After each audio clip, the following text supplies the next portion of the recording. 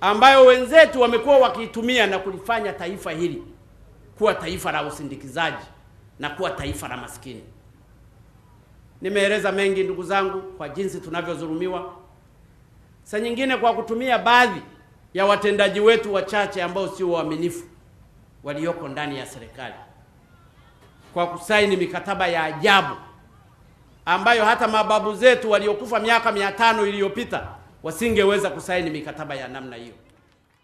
Kama wazungu wangekuwa na uwezo wa kuleta chanjo, hata chanjo ya ukimwi ingekuwa imeshaletwa. Hata chanjo ya kifua kikuu ingekuwa kifua kimeshaondoka. Hata chanjo ya malaria ingekuwa imeshapatikana.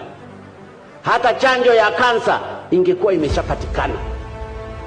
Ni lazima Watanzania tuwe waangalifu kwa mambo ya kuletewa. Msije mkafikiria mnapendwa sana. Huyu anadai kweli. Tuanze ukurasa mpya, yaliyopita si ndwele.